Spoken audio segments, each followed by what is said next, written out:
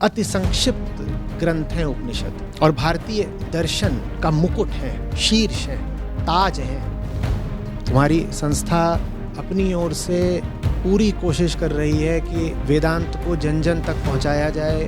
उसी से अध्यात्म है, और फिर उसी से संस्कृति है, और फिर उसी से भारत का भविष्य भी है। कितना सार्थक है ये एक राष्ट्र को बचाने के लिए, एक देश को बचाने के लिए। सबसे महत्वपूर्ण काम है, भारत के लिए ही नहीं, पूरे विश्व के लिए। तो जितना प्रयास हम कर सकते हैं हम कर रहे हैं। अगर तुम वाकई भारतीय संस्कृति को लेकर चिंतित हो तो आओ, साथ जुड़ो, सहायता करो। बड़ा विशाल अभियान है, सबकी सहभागिता की ज़रूरत है।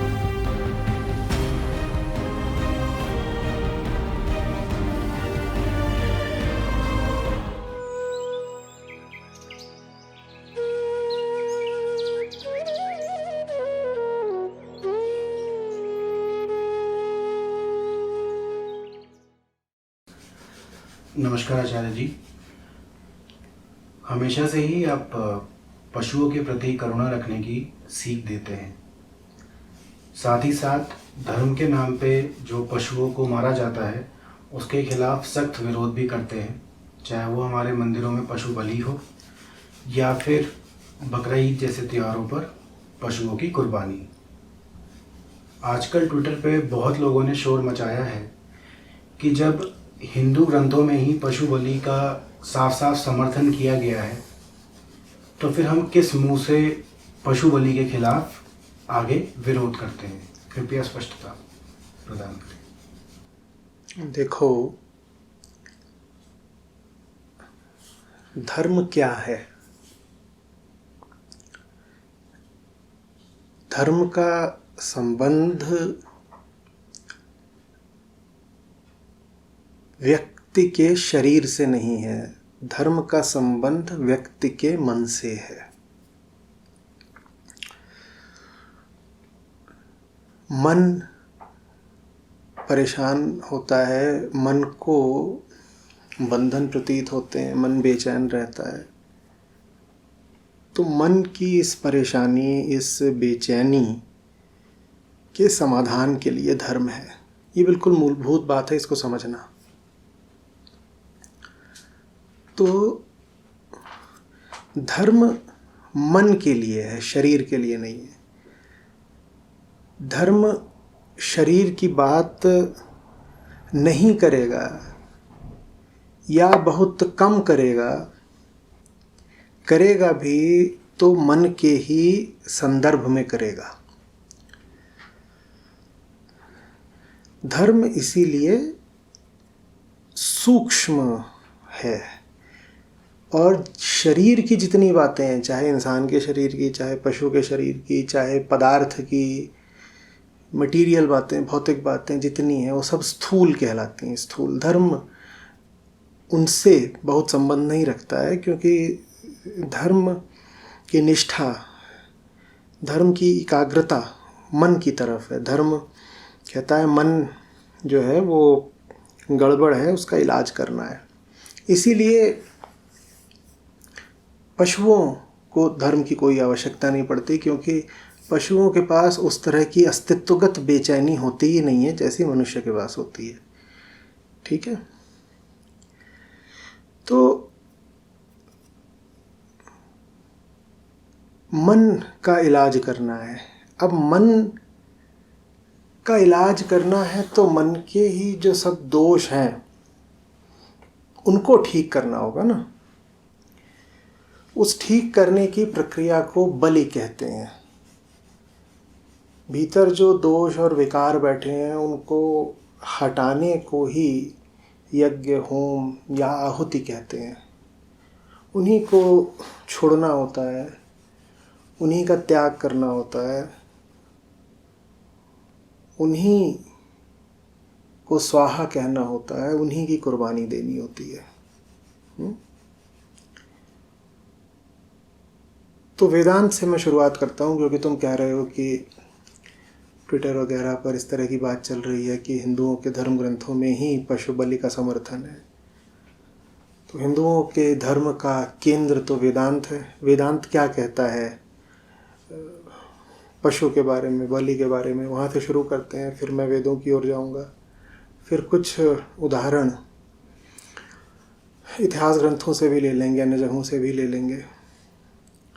तो सबसे पहले उपनिषद का वक्तव्य बहुत सीधा सीधा कि पशु कहते किसको हैं? काम क्रोध लोभादयः पशवः। काम क्रोध लोभ मद आदि यही सब पशु हैं। तो देखो कैसे पशु, जिसको हम आमतौर पे एक स्थूल देह की तरह देखते हैं, ठीक है, उपनिषद उसको प्रतीक बना रहे हैं एक सूक्ष्म बात का, क्योंकि जैसा मैंने कहा धर्म का जो संबंध है वो मन से है। मन सूक्ष्म है, मन के सब विकार सूक्ष्म है। तो काम क्रोध मद मोह लोभ यही सब पशु हैं, ये बात उपनिषद बिल्कुल स्पष्टतया बोल रहे हैं, ठीक है। ये बात मैं किसी निष्कर्ष के तौर पर नहीं निकाल रहा, ये बात ठीक इन्हीं शब्दों में वर्णित है, ठीक है। तो पशु की जहाँ भी बात हो तो वहाँ पर आशय हमारे भीतर की पाशविक वृत्तियों से है, ठीक है। इसी तरीके से पाशुपात ब्रह्मोपनिषद है,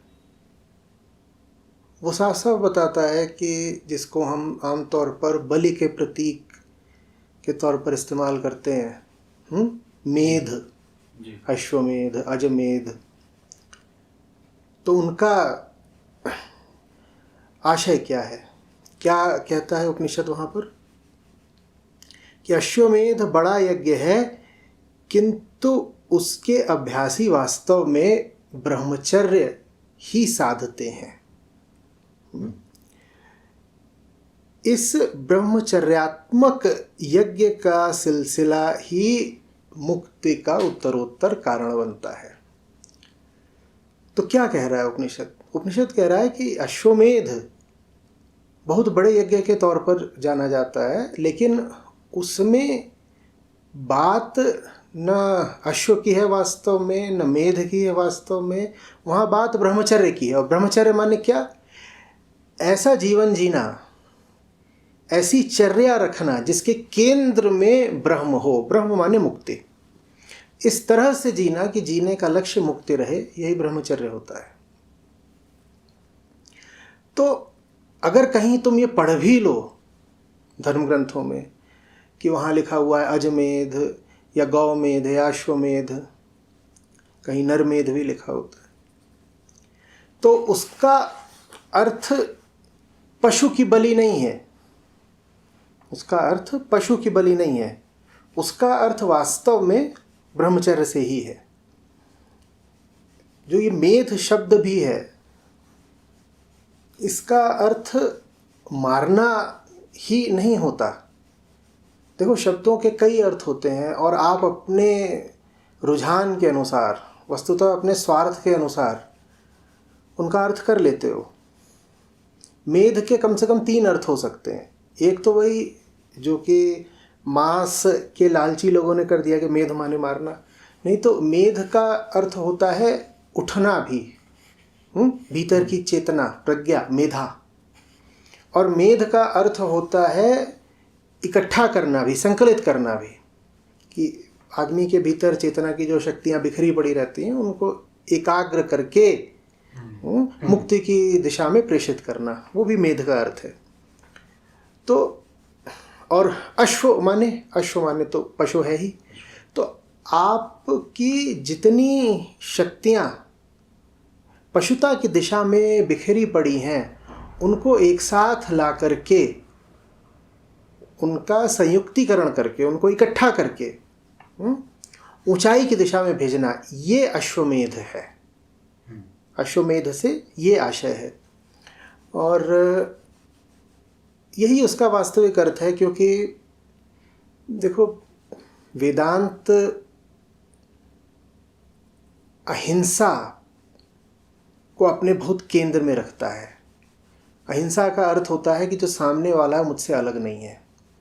यही वेदांत की मूल शिक्षा है। तो धर्म, विशेषतया सनातन धर्म, पशु बलि का समर्थक कैसे हो सकता है? किसी को मारने का समर्थक कैसे हो सकता है? अगर अभी दूसरा अलग ही दिख रहा है, अगर अभी दूसरे को मार करके अपने स्वार्थों की पूर्ति ही हो रही है, तो फिर आप अभी धार्मिक हुए कहाँ? इसी में अगर हम आगे बढ़ें, थोड़ा वेदांत से विस्तार लेकर के वेदों में आए, तो देखिए यजुर्वेद क्या बोलता है। मैं पढ़ता हूँ कि अग्नि पशु था, इसी के द्वारा यज्ञ किया।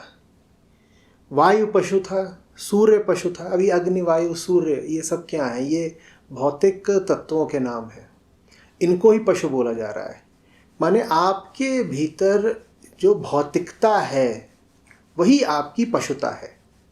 आपके भीतर जो भौतिकता है वही आपकी पशुता है, और उसी का यज्ञ करना होता है। माने उसी की आहुति देनी होती है, माने उसी की बलि देनी होती है। बलि का मतलब स्थूल नहीं हो सकता। बलि का मतलब देह से संबंधित नहीं हो सकता कि किसी की देह आपने काट दी और आप कह रहे हो कि मैंने बलि दे दी। और बलि का अर्थ मारना भी नहीं होता। जिन्हें भाषा की थोड़ी भी समझ है वो जानते हैं कि बलि का अर्थ त्याग होता है। बलि का अर्थ किसी निचली चीज़ को छोड़ना किसी ऊंचे उद्देश्य के लिए होता है।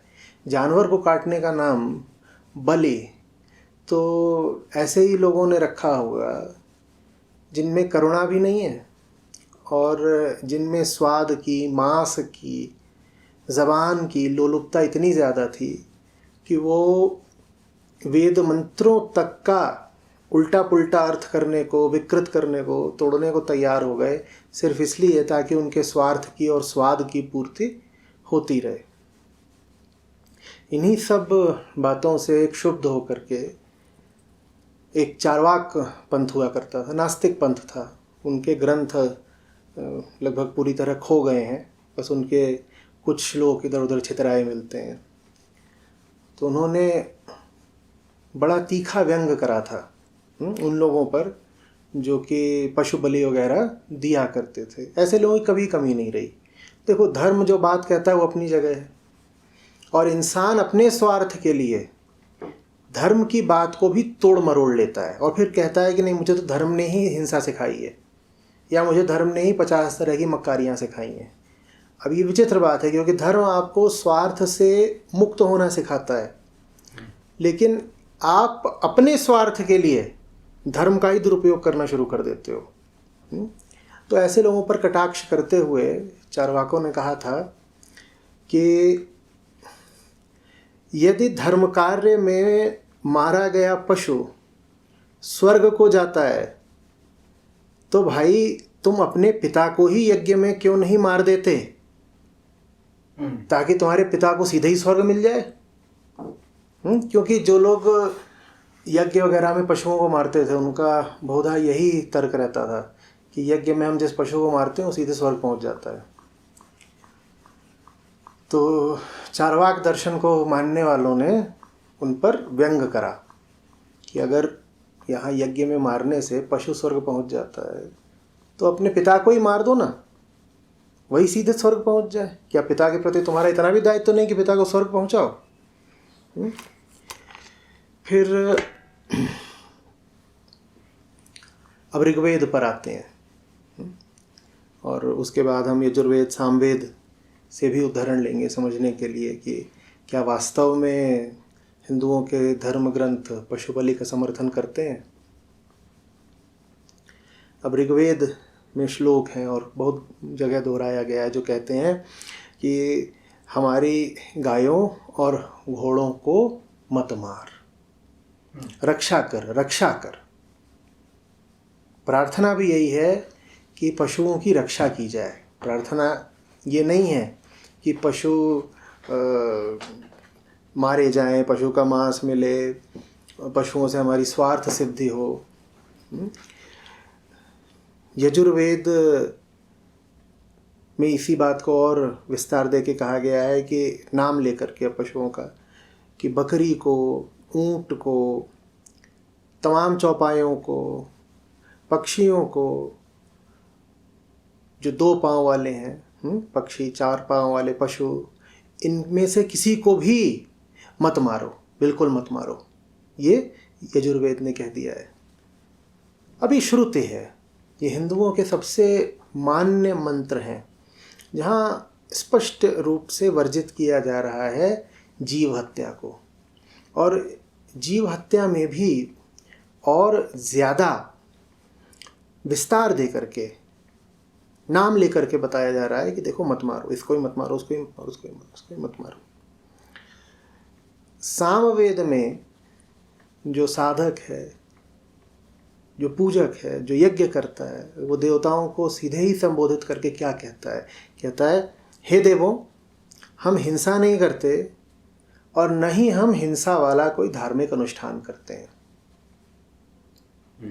जैसे कि ये बात बिल्कुल स्पष्ट है मंत्र कहने वाले को, यज्ञ करने वाले को, कि देवता कुपित हो जाएंगे यदि पशुओं पर हिंसा की गई या पशुओं की बलि दी गई। तो देवता के सामने स्पष्टीकरण दिया जा रहा है, देवता के सामने अपनी सफाई की दलील दी जा रही है। क्या कह करके? कि हे देवों, हम हिंसा नहीं करते और न ही हम हिंसा वाला कोई धार्मिक अनुष्ठान करते हैं। हम कोई धर्म के नाम पर ऐसा काम नहीं करते जिसमें पशु बलि दी जाती हो। ठीक है, ये सामवेद है। अब आओ यजुर्वेद में, जहाँ बात और विस्तार में चली गई है। यजुर्वेद क्या कह रहा है? गिना गिना करके, घोड़े की हिंसा मत कर, भेड़ की हिंसा मत कर, इसी क्रम में नाम आ रहे हैं सारे। घोड़े की हिंसा मत कर, भेड़ की हिंसा मत कर, 2 पैर वाले जीवों की हिंसा मत कर, ठीक है, जिसमें पक्षी वगैरह आ गए। गाय की हिंसा मत कर, बकरे की हिंसा मत कर, अपितु बल्कि रक्षा कर, रक्षा कर। आगे क्या कहता है श्लोक? किसी की हिंसा मत करो, हिंसा को बिल्कुल छोड़ दो। ये यजुर्वेद है। अब मुझे नहीं मालूम कि जो लोग कह रहे हैं कि हिंदुओं के धर्म ग्रंथों में तो बलि को मान्यता दी गई है, वो कौन से वेद पढ़ करके इस प्रकार की दलीलें दे रहे हैं। महाभारत का नाम तो सबने सुना होगा, थोड़ी बहुत कहानी भी उसकी जानते होंगे। वो लोग भी महाभारत के विषय में जानते होंगे जो कह रहे हैं कि हिंदुओं के यहाँ तो जीव हत्या चलती है। अब सुनो कि महाभारत में विशेषतया शांति पर्व में जीव हत्या के बारे में क्या कहा गया है। तो महाभारत के शांति पर्व का ये वक्तव्य है। अगर इसको ध्यान से सुन लिया तो उसके बाद ये कभी नहीं कह पाओगे कि सनातन धर्म में पशु हत्या या पशु बलि मान्य है। सुनो, सुरा, मछली, मदिरा, मांस आदि ये सारा व्यवहार धूर्तों का चलाया हुआ है। सुरा, मांस, मछली, ये सारा व्यवहार धूर्तों का चलाया हुआ है। ऐसे व्यवहार का वेदों में कोई प्रमाण नहीं है। महाभारत स्पष्ट कह रही है कि वेद कहीं नहीं कह रहे हैं मांस, मछली, सुरा आदि के लिए धर्म के क्षेत्र में, न धर्म के क्षेत्र में, न तुम्हारे सामान्य सांसारिक क्षेत्र में। वेद इसकी अनुमति दे ही नहीं रहे। ये तो छोड़ दो कि वेद आज्ञा दे रहे हैं इसकी, वेद इसको अनुमति नहीं दे रहे, मान्यता ही नहीं दे रहे कि ये सब करना है। बिल्कुल नहीं। मान, मोह, लोभ और जिह्वा लोलुपता से यह मद, मांस, मदिरा, मछली का व्यापार चल रहा है। इस व्यापार का धर्म से कोई संबंध नहीं। महाभारत कह रही है कि मांस खाने का, पशु बलि करने का, या देवताओं को सुरा, शराब आदि अर्पित करने का, धार्मिक जगहों पर जाकर जानवरों को काटने का, ये सारा जो व्यापार चल रहा है, माने काम धाम धंधा जो चल रहा है, ये पूरा इसका धर्म से कोई संबंध नहीं है। नहीं इस तरह के व्यवहार का, आचरण का वेदों में कोई प्रमाण है। ये सब कौन लोग कर रहे हैं? इसमें महाभारत बहुत स्पष्टतया कहती है कि ये सब कुछ वो लोग कर रहे हैं जो स्वार्थी हैं, धूर्त हैं, कपटी हैं और जिह्वा लोलुप हैं। जिह्वा लोलुप माने जबान के मारे हुए हैं, इंद्रियों के गुलाम हैं, जिनका अपनी स्वाद वासना पर कोई वश नहीं है। ये वो लोग हैं जो धर्म के नाम पर ये सब कुछ करते हैं कि जानवर को ले जाओ, काट दो और फिर उसे खा जाओ। वास्तव में इनका उद्देश्य बस जानवर को खाना है। इसी शांति पर्व में ही एक जगह फिर आगे भीष्म युधिष्ठिर से क्या कह रहे हैं? कह रहे हैं कि उच्छृंखल, उच्छृंखल माने कौन? जो लोग अपनी सीमा में नहीं रहते, ठीक है, जिनका अहंकार किसी तरीके की वर्जना, सीमा जानता ही नहीं है। उच्छृंखल, मर्यादा शून्य, नास्तिक, मूढ़ तथा संशयात्मक लोगों ने ही यज्ञ में हिंसा का विधान बना दिया है। ये विधान वेदों ने नहीं बनाया है, ये विधान लोगों ने बना दिया है। लोग किसी चीज को कर रहे हैं ये कह करके कि ये वेदों में लिखी हुई है, इसका मतलब ये नहीं है कि वो चीज वेदों में लिखी हुई है। ज्यादा संभावना ये है कि लोगों को उस तरह का कोई काम करना है और उस तरह का काम करने के लिए वो वेदों को प्रमाण बना लेते हैं, वेदों की दलील देने लग जाते हैं, ताकि ऐसा लगे कि वो जो काम कर रहे हैं वो धर्म सम्मत है ना। तो उच्छृंखल, मर्यादा शून्य, नास्तिक, मूढ़ तथा संशयात्मक लोगों ने यज्ञ में हिंसा का विधान बना लिया है। यज्ञ में हिंसा नहीं होनी चाहिए, स्पष्ट, कोई आगे पीछे की बात नहीं। यज्ञ में हिंसा नहीं होनी चाहिए। इससे ये भी पता चलता है कि यज्ञ में हिंसा बहुधा हुआ करती थी। देखो, हिंसा अगर नहीं हुआ करती तो फिर महात्मा बुद्ध हुए, महावीर हुए, तो इन लोगों को फिर समाज सुधार की इतनी ज़रूरत क्यों पड़ती? ठीक है। और बुद्ध और महावीर दोनों के ही दर्शन में अहिंसा बहुत प्रमुख था, एकदम केंद्र में था। इससे यही पता चलता है कि उस समय समाज में हिंसा बहुत बढ़ गई थी, और बहुत सारी जो हिंसा तब होती थी वो धर्म के नाम पर ही होती थी कि यज्ञ में दनादन बलि दी जा रही है, एक के बाद एक जानवर कट रहे हैं। लेकिन वो सब जो बलि वगैरह दी जा रही थी, वो सब जो बर्बरता, क्रूरता हो रही थी धर्म के नाम पर, उसकी अनुमति कहीं पर भी वेदों ने नहीं दे रखी थी। वो तो इंसान को अपना स्वार्थ पूरा करना होता है। सामने कमज़ोर जानवर मिल गया, लगा इसको खा जाए मार करके, तो उसको मार कर खाने के लिए धर्म का सहारा ले लेता है। लेकिन अगर तुम धर्म ग्रंथों के पास जाओगे तो धर्म ग्रंथ कहीं भी नहीं कह रहे थे कि तुम इस तरह के काम करो, लेकिन ये काम चल रहे थे। तो फिर इसीलिए बौद्ध धर्म में और जैन धर्म में अहिंसा को केंद्र में रखा गया, और एक पूरी क्रांति ही करनी पड़ी धार्मिक। वैदिक धर्म से अलग हटकर एक नई धारा ही निकालनी पड़ी। तो इंसान का स्वार्थ उससे कुछ भी करवा सकता है, और फिर इसीलिए समय समय पर नए क्रांतिकारियों की, समाज सुधारकों की और धर्मदृष्टाओं की ज़रूरत पड़ती रही है। ठीक है। तो आगे क्या कह रहे हैं भीष्म युधिष्ठिर से कि यज्ञ में हिंसा नहीं होनी चाहिए। मनु ने भी अहिंसा की प्रशंसा करी है। ब्राह्मणों का कर्तव्य है कि अहिंसा के अनुसार सूक्ष्म धर्मानुष्ठान करें। सूक्ष्म धर्मानुष्ठान माने धर्म के अनुष्ठान में मन को महत्व दो ना। मन माने सूक्ष्म। स्थूल को इतना क्या महत्व दे रहे हो कि ये पदार्थ लेके आओ, ये पदार्थ लेके आओ, अब लकड़ी यहाँ रखो, अब फल यहाँ रखो, अब अन्न यहाँ रखो, अब 50 तरह की और चीज़ें, ये सब स्थूल अनुष्ठान हो गए। तो भीष्म कह रहे हैं ब्राह्मणों को चाहिए कि अहिंसा को केंद्र में रखते हुए सूक्ष्म धर्मानुष्ठान करें। ठीक है। सभी धर्मों में अहिंसा ही श्रेष्ठ धर्म है।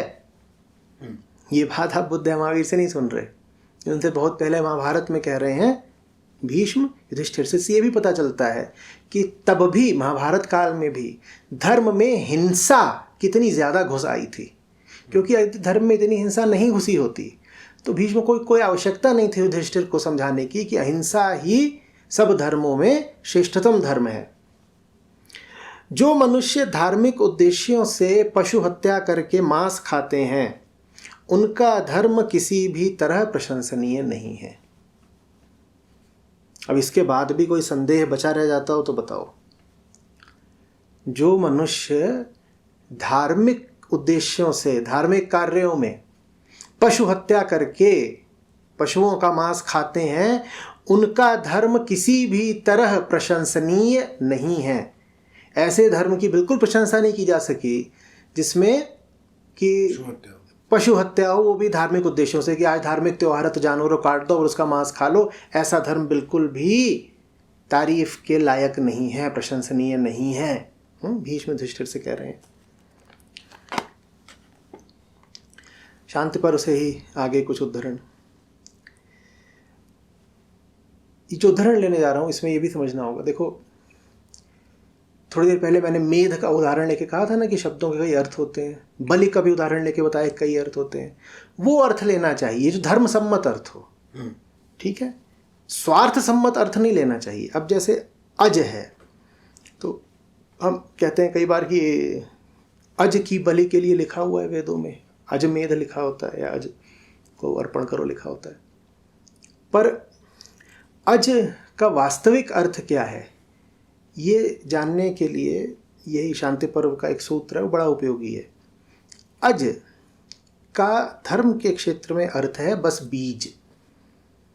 ये सूत्र कह रहा है कि यज्ञ में बीज अर्पित करो, बस बकरा नहीं अर्पित करो, बीज। और बीज भी कौन सा? बहुत पुराना बीज, उसी को अर्पित करना होता है। बीज भी अर्पित करना है, ये बात भी और अहिंसा की है, समझना। फल गिरता है, फल में बीज होता है,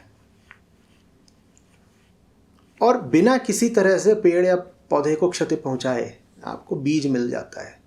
क्योंकि वो जो वृक्ष है या जो पौधा है वो स्वयं ही चाहता है कि उसका बीज बहुत जगहों पर पहुंचे, तो वो स्वयं ही अपने बीज का दान करता रहता है, तभी तो उसकी प्रजाति आगे बढ़ेगी। तो अज माने धर्म में, जब धर्म का संदर्भ हो, धार्मिक संदर्भ में अज का अर्थ बकरा नहीं है, धार्मिक संदर्भ में अज का अर्थ बीज है, ठीक है। तो शांति पर्व में कह रहे हैं यज्ञ में अज से ही हवन करना चाहिए, माने बीजों से ही हवन करना चाहिए। ये वेदों का कहना है। अज शब्द का अर्थ बीज होता है, अतः बकरे की हत्या नहीं करनी चाहिए, स्पष्ट लिखा है। इससे और क्या पता चल रहा है? अगर ये समझाना पड़ रहा है कि अज का अर्थ बीज है, बकरा नहीं, तो इसका मतलब क्या है कि उस समय भी क्या हो रहा था? उस समय भी यही हो रहा था कि अज का अर्थ बकरा करके बकरे को काटा जा रहा था। बकरे को चूंकि काटा जा रहा था, इसलिए महाभारत में समझाने की आवश्यकता पड़ी कि अज का अर्थ तो बीज होता है, पागल, तुम बकरे को क्यों काट रहे हो? यज्ञ में बकरे को काट करके तुम्हें कौन सा पुण्य मिलना है? एक कवि ने कहा है, अभी नाम मुझे स्मरण नहीं आ रहा, जहाँ पे उन्होंने अपनी बात को बकरे के मुंह से कहलवाया है। बकरे का कहना है कि भैया मैं तो घास वगैरह खा करके तृप्त था, मुझे तो किसी स्वर्ग वगैरह की कोई कामना भी नहीं थी, और तुमने मुझे ले जा करके स्वर्ग के नाम पर काट दिया। मुझे तो स्वर्ग जाना भी नहीं था, मुझे तो काट दिया, मैं तो घास खा करके खुश था। और अगर स्वर्ग तुम्हें किसी को भेजना नहीं है तो अपने लोगों को भेजो ना, आसपास घूमो, पूछो किसको किसको जाना है स्वर्ग, और जिन जिन को स्वर्ग जाना है उनको काटो। मुझे क्यों काट रहे हो? मुझे स्वर्ग नहीं चाहिए, मुझे तो घास चाहिए, मैं घास में प्रसन्न हूँ। तो इससे पता ही चल रहा है कि बकरे के मांस के लिए धर्म में हमेशा से इस तरह की कुरीतियां चलती थीं। अब धर्म की कुरीति को आप धर्म नहीं कह सकते ना, आप ये नहीं कह सकते कि इस बात को धर्म ने मान्यता दे रखी है। धर्म में कोई कुरीति आ जाए इसका मतलब ये थोड़ी है कि वो कुरीति ही धर्म बन गई। तो अज शब्द का अर्थ बीज होता है, अतः बकरे की हत्या नहीं करनी चाहिए। जिस धर्म में पशुओं की हत्या होती हो वह श्रेष्ठ पुरुषों का धर्म नहीं है। महाभारत का श्लोक है, जिस धर्म में पशुओं की हत्या होती हो वो श्रेष्ठ पुरुषों का धर्म नहीं है। भीष्म युधिष्ठिर से कह रहे हैं, महाभारत में ही है, तुम्हें ये रोचक लगेगा कि प्राणियों की हत्या से स्वर्ग मिलता हो तो फिर नरक कैसे मिलेगा युधिष्ठिर? भीष्म कह रहे हैं युधिष्ठिर से कि ये जो सब पशु पक्षी हैं, अगर इनकी हत्या करके स्वर्ग मिलता है तो ये तो बता दो कि फिर नरक कैसे मिलता है। जो लोग कह रहे हैं ना कि और इस तरह के कई तरीके, के विचार अब बहुत फैलने लग गए हैं कि अरे सनातन धर्म में तो हमेशा से मांस खाया जाता रहा है, हर तरह का मांस, बल्कि गोमांस भी खाया जाता रहा है। तो मैं उनको संबोधित करके कह रहा हूँ कि ये देख लीजिए, हिंदुओं का महाकाव्य है महाभारत, उससे उद्धृत कर रहा हूँ। भीष्म युधिष्ठिर से कह रहे हैं कि यदि पशुओं की हत्या करके स्वर्ग मिलता है तो फिर नरक कैसे मिलेगा युधिष्ठिर। इससे दो बातें पता चल रही हैं। अब ये दोहरा तिहरा रहा हूँ मैं। पहला, धर्म ने कभी स्वीकृत नहीं किया पशु हत्या को। दूसरा, धर्म स्वीकृत करता हो नहीं करता हो, समाज में पशु हत्या खूब चलती थी। ये बात लगभग जाति प्रथा की तरह हो गई। आप वेदांत के पास जाएं, वहाँ जाति प्रथा की कोई स्वीकृति नहीं है, बल्कि ऋषि से जब पूछते हैं शिष्य कि जाति प्रथा क्या है, तो ऋषि हंस पड़ते हैं, बोलते हैं तुम्हारी कल्पना, तुम्हारी मूर्खता है जाति, कुछ नहीं है जाति। आत्मा एकमात्र सत्य है, आत्मा की कौन सी जाति होती है। अब ऋषि कुछ भी कहते रहे, समाज में तो जाति प्रथा तब भी चल रही थी। लेकिन समाज में जो चल रहा है, समाज के जो दोष हैं, आप उनको धर्म के मत्थे क्यों चढ़ा रहे हो? आप तो ऐसे मान रहे हो जैसे समाज बिल्कुल धर्म के कहने पर ही चल रहा था। भाई, समाज अपने स्वार्थ के कहने पर चल रहा था। धर्म तो समाज को सुधारने की कोशिश करता है, पर समाज सुधरता नहीं। ये लगभग ऐसी सी बात है कि एक शराबी है, उस शराबी का नाम है समाज, उसको नशे में ही बड़ा आनंद है, वो नशा ही पिए जा रहा है। अब एक चिकित्सक है, वो उसकी शराब छुड़ाने की कोशिश कर रहा है, लेकिन चिकित्सक के भरपूर प्रयत्न के बाद भी ये जो शराबी है दवाई खाता ही नहीं। अब चिकित्सक ठूस तो देगा नहीं, दवाई नहीं खाता, परहेज नहीं करता, चिकित्सक की बात नहीं मानता, और शराब पी पी करके इसकी मौत हो जाती है। मौत नहीं भी होती तो बड़ी दुर्गति हो जाती है। जब इतनी दुर्गति हो जाती है तो आप कहते हो देखो इस चिकित्सक ने इसकी बुरी दशा कर दी या इसको मार डाला। या कि जैसे एक बिल्कुल ही जिद्दी और बिगड़ा हुआ लड़का हो,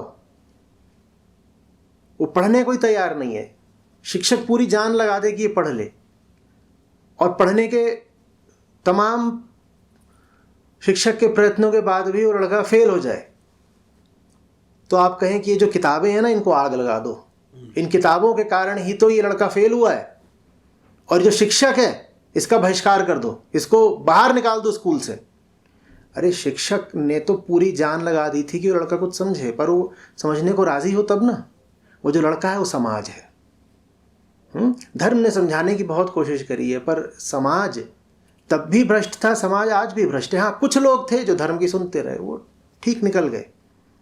देखो, ये संघर्ष जो है ना, आदमी के भीतर के राक्षस का और देवता का है। हमारे भीतर दोनों ताकतें हैं, अच्छी और बुरी, उनमें हमेशा संघर्ष चलता रहता है। और खेद की बात यह है कि जो बुरी ताकत है वही ज़्यादा जीतती है। तो आप कहेंगे कि फिर धर्म का औचित्य क्या हुआ अगर बुरी ताकत ही ज़्यादा जीतती है? धर्म अगर नहीं होता तो बुरी ताकत और ज़्यादा जीतती, और ज़्यादा जीतती। आज अगर हम फिर भी थोड़े बहुत पशुओं से ऊपर का व्यवहार कर लेते हैं तो उसकी वजह धार्मिकता ही है। अगर धार्मिकता भी ना होती तो हम एकदम ही राक्षस होते, एकदम ही जंगल के हैवान होते हम। तो हम अगर बुरे हैं उसकी वजह हमारा शरीर है। पशुता हमारे शरीर में बैठी हुई है। पशुता हम माँ के गर्भ से लेकर के पैदा होते हैं। धर्म उस पशुता को हटाने की कोशिश करता है, लेकिन धर्म कितना भी प्रयास कर लेता है वो पशुता को बस थोड़ा कम कर पाता है। पशुता पूरी तरह जाती नहीं। पशुता पूरी तरह बस उन गिने चुने लोगों की जाती है जो स्वयं ही ये संकल्प कर लेते हैं कि हम धर्म को आदर देंगे, महत्व देंगे और हम अपनी पशुता से निजात पाना चाहते हैं। वो तो बच जाते हैं, धर्म उनके तो काम आ जाता है। लेकिन जो लोग खुद ही नहीं चाहते सुधरना, धर्म उनके क्या काम आएगा? ये तो छोड़ दो कि धर्म उनके क्या काम आएगा, वो धर्म को भी बिगाड़ देते हैं। और धर्म को बिगाड़ने के बाद वो कहते हैं धर्म ने हमें बिगाड़ दिया। समझ में आ रही बात? तो भीष्म युधिष्ठिर से कह रहे हैं प्राणियों की हत्या से यदि स्वर्ग मिलता है युधिष्ठिर, तो फिर बताओ नरक कैसे मिलता है? निश्चित रूप से धर्म में प्राणी हिंसा नहीं होती। धर्म हिंसा रहित होता है और यज्ञ भी हिंसा रहित होने चाहिए। कह रहे हैं यज्ञ भी हिंसा रहित होने चाहिए, मतलब उस समय भी यज्ञों में हिंसा होने लग गई थी। और एक स्थल पर तो भीष्म ब्राह्मणों को उनका कर्तव्य याद दिला रहे हैं, माने वो जो हिंसा हो रही थी उसमें ब्राह्मणों का भी पूरा हाथ था। अब ब्राह्मण हो कोई हो, नाम से क्या होता है? मनुष्य तो मनुष्य है, वासनाओं का पुतला, भीतर से जानवर। उसको यदि लग रहा है कि धर्म के नाम पे जानवर को काट करके उसका मांस खाने को मिलने वाला है, तो कहेगा धर्म में ऐसा ही लिखा है कि जानवर को काट लो, उसका मांस खा लो। अब अश्वमेध यज्ञ है। अश्वमेध से हम यही मतलब समझते हैं कि घोड़ा हमने छोड़ दिया था, घोड़ा जितनी दूर तक गया तो गया, और फिर अंततः घोड़े की कुर्बानी होती है। तो महाराजा वसु का अश्वमेध वर्णित है महाभारत में ही, शांति पर्व में ही, और उसमें स्पष्ट कहा गया है कि न तत्र पशु घातो भूत, वहाँ पर किसी तरह का पशुघात, पशु हत्या नहीं हुई। और यही असली अश्वमेध है, क्योंकि अश्वमेध का मतलब है जो तुम्हारे भीतर भौतिक वासना की शक्तियाँ बैठी हुई हैं उनकी कुर्बानी करना, उनकी आहुति दे देना, उनकी बलि दे देना। और ऐसे अश्वमेध, बड़े से बड़े अश्वमेध हुए हैं जिसमें कि घोड़ा क्या, चींटी तक नहीं मारी गई, और उनका साफ उल्लेख हमें अपने धर्म ग्रंथों में मिलता है। अश्वमेध पर्व में देखो क्या आता है, तुम्हें लगेगा कि आज कोई ये बात बोल रहा है। पशुओं को मारकर खून खच्चर मचाकर यदि कोई स्वर्ग जाएगा तो फिर नर्क कौन जाएगा। लगभग वही बात जो भीष्म युधिष्ठिर से कह रहे थे। क्या? पशुओं को मारकर खून खच्चर करके यदि कोई स्वर्ग जाएगा तो फिर नर्क कौन जाएगा। अब पुराणों पर आते हैं। पुराणों को भी यदि वेदांत की दृष्टि में पढ़ा जाए, उनके प्रतीकों को यदि सही तरीके से समझा जाए, तो वहाँ बहुत कुछ है सीखने को। कुछ उदाहरण हम पुराण से लेंगे। पद्म पुराण से लेते हैं, जहाँ शक्ति शिव को संबोधित करके कह रही हैं, पार्वती शिव से कह रही हैं कि जो लोग मेरी पूजा में प्राणियों का वध करते हैं उनकी पूजा अपवित्र है। सुन लो, जो लोग पूजा में प्राणियों का वध करते हैं उनकी पूजा अपवित्र है। ये बात पार्वती शिव से कह रही हैं, माने शक्ति शिव से कह रही हैं। ठीक है, कितने खेद की बात है कि सबसे ज़्यादा पशु बलि देवी शक्ति के ही नाम पर दी जाती है। और यहाँ पे वो खुला ही कह रही हैं कि जो भी तुम पूजा कर रहे हो, पूज रहे हो मुझे, ये पूज रहे हो बलि के नाम, और बलि दे रहे हो मेरे नाम पर, ये बिल्कुल अपवित्र है। ये बिल्कुल अपवित्र काम तुम कर रहे हो। आज भी देश में देखो, बंगाल में, उड़ीसा में, उत्तरांचल में, हिमाचल में, और झारखंड और छत्तीसगढ़ के कुछ क्षेत्रों में, राजस्थान में कहीं कहीं, यहाँ अभी बहुत अंधविश्वास है। विशेषकर बंगाल और असम में तो ये खूब चलता है कि देवी के सामने बलि दी जा रही है। कहीं कहीं तो साल भर दी जाती है, प्रतिदिन दी जाती है। तुम उन मंदिरों में जाओ तो तुमको लगेगा ये मंदिर है या कसाई खाना है, क्या चल रहा है ये। और उस बात को पुराणों में स्वयं देवी शक्ति के मुख से संबोधित किया जा चुका है, उसकी निंदा की जा चुकी है। देखो क्या कह रही हैं देवी शिव से कह रही हैं, जो लोग मेरी पूजा में प्राणियों का वध करते हैं उनकी पूजा अपवित्र है। ऐसी हिंसा से तो पतन ही होगा। जो ऐसी हिंसा कर रहा है वो उठेगा नहीं, उसका पता नहीं होगा, उसका हाँ गिरेगा ही। हे शिव, तामसिक लोग ही ऐसा करते हैं। पशु हत्या करने वालों का करोड़ों कल्पों तक नरक में वास होता है।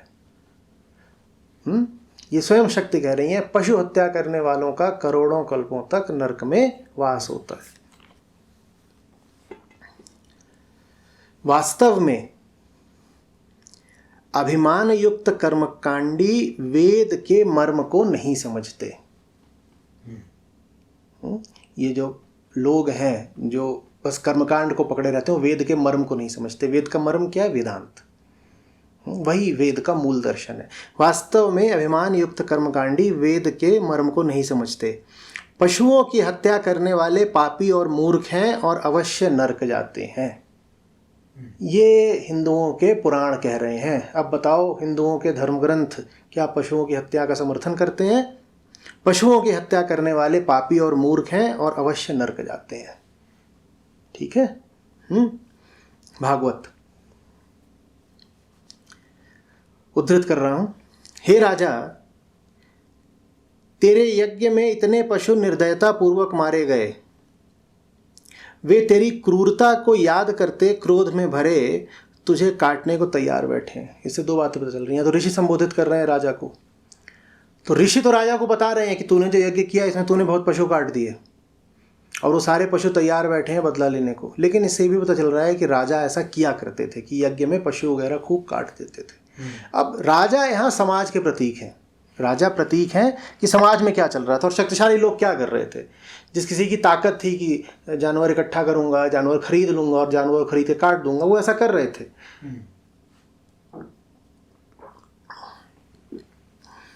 लेकिन ऋषि क्या कह रहे हैं उनको कि राजा तूने ये जो किया है इसका तू भुगतान करेगा, खामियाजा भुगतेगा। ये जितनों को तूने काटा है वो सब तैयार बैठे हो तेरा काटेंगे। अब इसमें तुम्हें कबीर साहब की बात याद आ रही होगी, जाका गला तुम काटे हो सो फिर काट तुम्हार। ये जो तुम जिनका गला काट रहे हो ना, उनका नहीं, अपना ही गला काट रहे हो। और ये बात भी बहुत सूक्ष्म है, क्योंकि जब तुम हिंसा करने लग जाते हो ना जानवरों के लिए, तो तुम भीतर से कठोर हो जाते हो, तुम्हारी मनुष्यता मर जाती है। देवत्व तो छोड़ दो, तुम में मनुष्यता भी नहीं बचती साधारण। और फिर जैसे तुम कठोर हो पशुओं को लेकर के, वैसे ही तुम कठोर हो जाते हो सबको लेकर के, अपने बच्चे को लेकर के, अपने परिवार को लेकर के, पूरे समाज को लेकर के, और अपने प्रति भी तुम बड़े ही कठोर हो जाते हो। तुम में कोई आत्म प्रेम नहीं बचता, तुम अपनी ही फिर भलाई नहीं कर पाते, तुम बहुत निर्ममता से फिर अपने ही हित का दमन कर देते हो। इस दयाहीन ने जो यज्ञ में पशुवध किया था, वही पशु क्रोध में आकर अपनी हत्या को याद करते हुए उसको कुल्हाड़ों से छिन्न भिन्न करने लगे। ये आगे कहा गया है कि राजा ने ये जो पशुओं की हत्या की थी, बाद में वही पशु, अभी काल्पनिक बात है, ऐसा नहीं कि वो पशु आएंगे और तुम्हें करेंगे, ये एक प्रतीक के तौर पे कहा गया है। लेकिन समझाया यही गया है कि जिसको तुमने काटा है ना, वो तुम्हें काटने आएगा। ये कर्मफल की बात है। ये बात इसकी है कि तुम जो कुछ कर रहे हो वो तुम्हें भीतर से बदल देता है, तो तुम्हें फल तो मिल ही गया ना। जिस कुल्हाड़े से तुमने पशु को काटा है, उसी कुल्हाड़े से तुमने अपने भीतर की सारी कोमलता को काट दिया, सारी संवेदनशीलता अपनी तुमने काट डाली।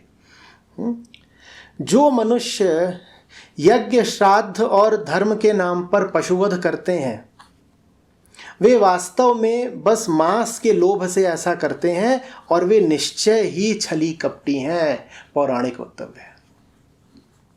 जो मनुष्य यज्ञ में, चाहे श्राद्ध में, चाहे धर्म के नाम पर, त्योहार उत्सव के नाम पर पशु हत्या करते हैं, वो वास्तव में बस मांस के लोभी हैं, स्वाद के लोभी हैं, और झूठे इतने हैं कि मानेंगे नहीं कि ये सब कुछ या तो वो अज्ञान के कारण कर रहे हैं या स्वाद के कारण कर रहे हैं, या दोनों के कारण, अज्ञान भी है और स्वाद का लोभ भी है। तो वो छली हैं, कपटी हैं, और वो इस बात का फिर पाप भी भुगतते हैं आगे चल करके। अब ये वक्तव्य सुनना तुम, इसकी सहजता देखो, सरलता देखो, सिधाई देखो, और इसमें कितना संतत्व है इस बात में, ये देखना। सारे वेद, सारे यज्ञ, सारा तप, सारा दान उस इंसान के सामने कुछ भी नहीं है जो जीवों को अभय प्रदान करके जीवों की रक्षा करता है। समझ रहे हो?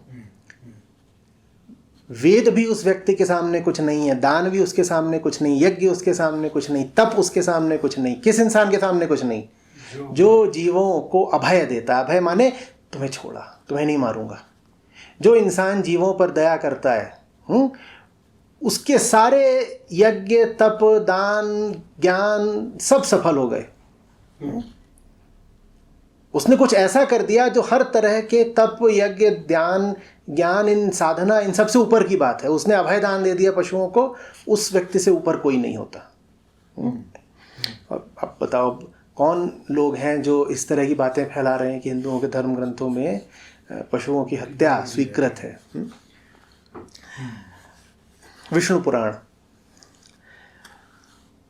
जो कभी भी किसी पशु का मांस नहीं खाता उसे स्वर्ग में उत्तम स्थान मिलता है। जो कभी भी किसी पशु का मांस नहीं खाता उसे स्वर्ग में उत्तम स्थान मिलता है। पर यदि वह मांस खाता है तो उसके सारे जप, होम, साधना, तीर्थ, ज्ञान व्यर्थ हैं। सब कुछ व्यर्थ है। जो व्यक्ति किसी भी पशु का मांस खाता है उसका ज्ञान, तीर्थ, जप, साधना, होम, तप सब व्यर्थ है। सब कुछ व्यर्थ हो जाता है बस एक बात से, अगर तुमने किसी पशु को हिंसा कर दी, क्रूरता कर दी, उसका मांस खाने लग गए तो।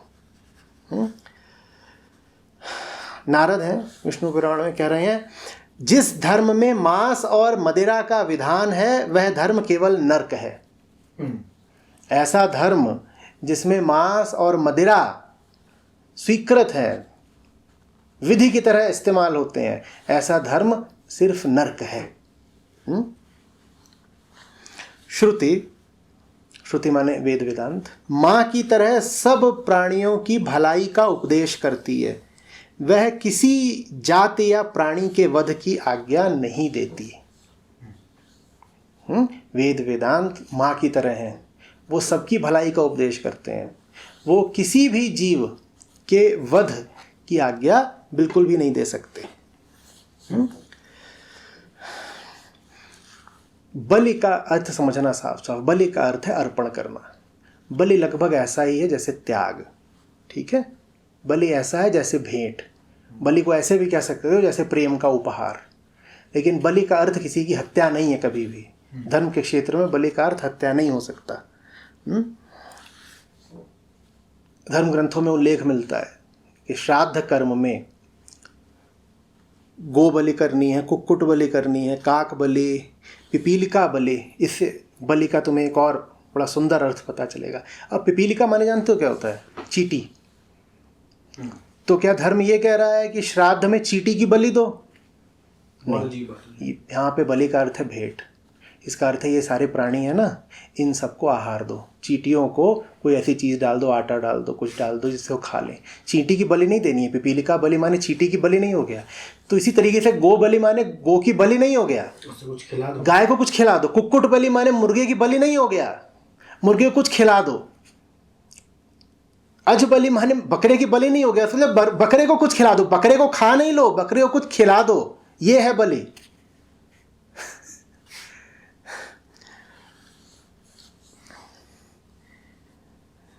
और भी बहुत बहुत सारे उदाहरण हैं। मैं तो समय के अभाव में कुछ ही बातें कह पाया जो मुझे याद आई और जो मैं लिख पाया था। अगर इसमें और रुचि रखते और जानना है तो गायत्री शक्तिपीठ के आचार्य श्री राम शर्मा की एक वो छोटी सी पुस्तक है पशु बलि नाम की। मैं आग्रह करूँगा कि उसको आप लोग पढ़ें। तो उसमें और विस्तार में और बहुत उदाहरणों के साथ उन्होंने समझाया है और सिद्ध किया है कि सनातन धर्म में पशु बलि के लिए कोई स्थान नहीं है, बल्कि अपने देवी देवताओं के सामने पशु बलि अगर आप दे रहे हो तो ये देवी देवताओं का अपमान है, देवत्व के नाम पर कलंक है। आचार्य जी, एक मित्र है हमारे, उनसे बात हो रही थी इसी बकरा ईद को लेकर कि वहाँ पे जैसे पशुओं की बलि चढ़ाई जाती है। उनका कहना था कि जैसे अल्लाह ने परीक्षा ली थी कि उनके जो पैगंबर हैं वो अल्लाह को सबसे ज़्यादा चाहते हैं या नहीं चाहते हैं। तो उनके जो बेटे थे, उनके पुत्र थे, उनकी आहुति मारी गई थी, हजरत इब्राहिम। हाँ जी। तो उस चीज़ के लिए वो मान गए थे। उन्होंने बोला था कि अल्लाह से ऊपर मेरे लिए कुछ नहीं, अल्लाह के ही प्रेम के लिए। हाँ, बहुत सुंदर कहानी है। ठीक है, जानता हूँ। हाँ। तो इसी बात को, इसी त्यौहार को मनाने के लिए, इसी छोटी सी जो कहानी है मनाने के लिए कहते हैं कि ये पशुओं की बलि चढ़ाते हैं कि नहीं पशुओं तो को जैसे वो जो घटना घटी थी जिसमें बहुत ऊंचे मूल्य प्रस्तुत किए जा रहे थे कि अल्लाह से ऊपर कोई नहीं है और अल्लाह के लिए माने जो सत्य है, जो एक असली मालिक है, उसके लिए मैं देह के रिश्तों की आहुति देने को तैयार हूँ। तो उन्होंने कहा ठीक है, मैं अपने बेटे की कुर्बानी दे देता हूँ। तो इसी बात को वो सेलिब्रेट करते हैं, कहते हैं कि तो उसमें बकरा कहाँ से आ गया?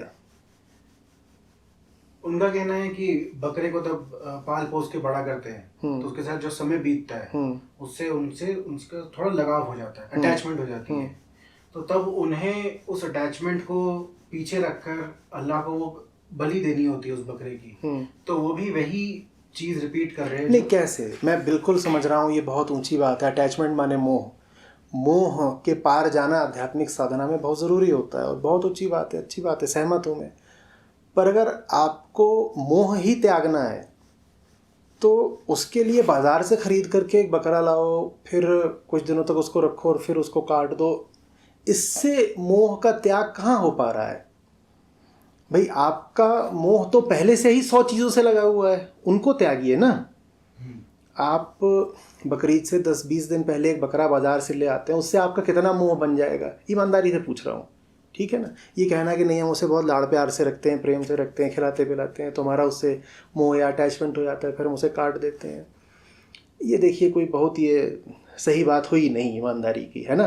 क्योंकि मोह तो हर इंसान का सबसे होता ही है। अपने बच्चों से मोह होता है, अपनी संपत्ति से मोह होता है, अपनी प्रतिष्ठा से मोह होता है, अपने अतीत से मोह होता है, अपने सपनों से मोह होता है, अपनी इच्छाओं अपनी कामनाओं से मोह होता है। तो अगर बात यही है कि जिससे आपका मोह है आपको उसको त्यागना है, उसी कुर्बानी देनी है, तो इन सब चीज़ों जिसका आपका मोह, इनकी कुर्बानी दीजिए ना। इनकी कुर्बानी देनी। अब बकरे को ला करके ये कहना कि नहीं बकरे की कुर्बानी से अटैचमेंट या मोह कम होता है, ये बात कोई बहुत सुलझी हुई नहीं लग रही है। इस बात में तो यही लग रहा है कि शायद जो असली मकसद है वो बस एक रूढ़ि का पालन करना है। इसमें चैतन्य दर्शन, इसमें बोध के साथ एक आध्यात्मिक दृष्टि का अभाव दिख रहा है मुझे। साथ ही साथ उनका ये भी कहना है कि जिस पशु की बलि चढ़ती है, हाँ, उससे फिर गरीबों का पेट भी पाला जाता है, उनको साथ बांटा जाता है, उसका मांस बांटा जाता है। मैं यहाँ फिर मानता हूँ गरीबों का पेट भरना यदि मकसद हो तो ये बहुत अच्छा मकसद है, पर गरीबों का यदि पेट ही भरना है तो वो तो 100 चीज़ों से भर सकता है। उसके लिए एक बेजुबान निहत्थे कमज़ोर जानवर की बलि देने की क्या ज़रूरत है? दूसरा, जितने में आप वो बकरा लेकर के आए, जितना आपने उसे खिलाया पिलाया, काफ़ी पैसा लगता है, मांस सस्ता नहीं आता। उतने में तो आप बहुत सारी शाक सब्जियां फल पशुओं गरीबों में बांट सकते थे। गरीबों में बहुत कुछ बढ़ जाता है। दूसरी बात, गरीबों में वो पूरा नहीं बांटा जाता, उसका एक हिस्सा बांटा जाता है, लगभग 1/3 होता है जो गरीबों को दे दिया जाता है, बाकी तो स्वयं ही खाया जाता है ना। इसमें कौन सा ऊंचा मूल्य है? मैं आग्रह करूंगा कि हम सब इस पर विचार करें कि आप एक जानवर को लेकर के आए हैं और फिर आप कह रहे हैं आपका उससे मोह हो गया है, फिर आप उसका मांस खा रहे हैं। इसमें मुझे कोई ऊंचा मूल्य दिखाई नहीं दे रहा है। ईद का त्यौहार किसी बहुत ऊंचे दर्शन, किसी बहुत ऊंचे मूल्य की स्मृति में है। वो बात बहुत ऊंची थी कि एक व्यक्ति कह रहा है कि मैं अल्लाह के लिए अपने बेटे तक को त्यागने को तैयार हो गया। हमें वो बात याद रखनी चाहिए ना कि सच्चाई के लिए मैं किसी से मोह नहीं रखूँगा, चाहे मेरा घर हो, चाहे मेरा परिवार हो, मेरा बेटा हो, मेरी बेटी हो, मेरी पत्नी हो, मेरा पति हो, मेरी प्रतिष्ठा हो, मेरी मान्यताएं हो। जो भी चीज़ मैं कीमती समझता हूँ वो चीज़ अल्लाह के सामने छोटी है। अगर ये मान्यता रखी जाए तब तो ईद सफल हुई। पर अगर ईद कुल इतनी सी हो गई है कि आप एक पशु का वध कर रहे हैं, तो मेरी दृष्टि में तो इसमें कोई धार्मिक आयाम, कोई आध्यात्मिक कोण हुआ ही नहीं।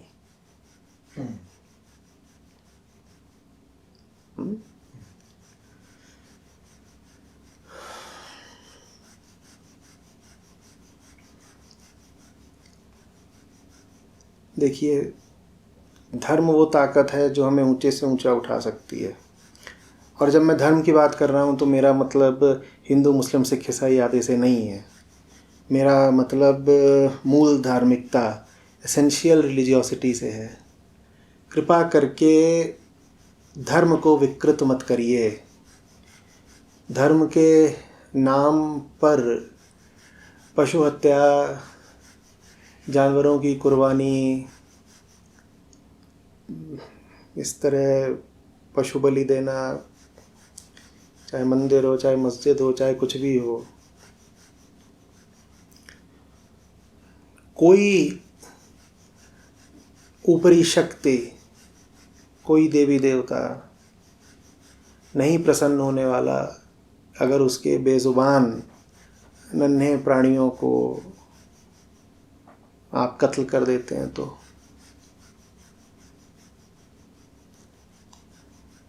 ये सब बहुत पुरानी दकियानूसी मान्यताएं हैं। धर्म आपको मान्यताओं के साथ चलना नहीं सिखाता, धर्म आपको सच के साथ, हक के साथ चलना सिखाता है ना। तो ये मत कहिए कि ये तो हमारी पुरानी रवायत है, ये तो हमारी पुरानी परंपरा, इसको हम कैसे छोड़ देते हैं। परंपरा का धर्म में बहुत महत्व नहीं होता। धर्म में सत्य का महत्व होता है, धर्म में अनासक्ति का महत्व होता है। सच्चाई जहाँ दिखे उधर को जाइए, यही धार्मिकता है। बस। और कुछ? जी, भाई आपको तब मैं सुन रहा था तो मुझे तो इसी बात की बहुत हैरानी हो रही थी कि हर जगह एक ही बात बार बार बताने के बावजूद भी ये वृत्ति जो आदमी की, जो ये पांचवी वृत्ति है मांस खाने की, वो जैसे हाथ में ही नहीं आ रही। हाँ। हम भी जानवर है ना, और हम ऐसे जानवर हैं जिसको जानवर का मांस कुछ कुछ करके पच भी जाता है। फिर उसमें खूब मसाला वसाला मिला के खाओ तो स्वाद आता है। और किसी की हत्या करने में जो एक राक्षसी सुख मिलता है, उसकी तो बात ही क्या कहनी। तो इसीलिए आज से नहीं, हज़ारों साल से धर्म के नाम पर पशुओं की हत्या चलती ही रही है। कभी यज्ञ के नाम पर, कभी चढ़ावा बोल करके, कभी इस देवी को खुश करने के लिए, कभी उस देवता को खुश करने के लिए। तुम सोचो कितनी ज़्यादा थी। हमने कहा था ना कि बौद्ध और जैन दो नई धाराओं को ही प्रकट होना पड़ा, अहिंसा को केंद्र में रख करके। तो इंसान हमेशा से ऐसा ही रहा, उपद्रवी।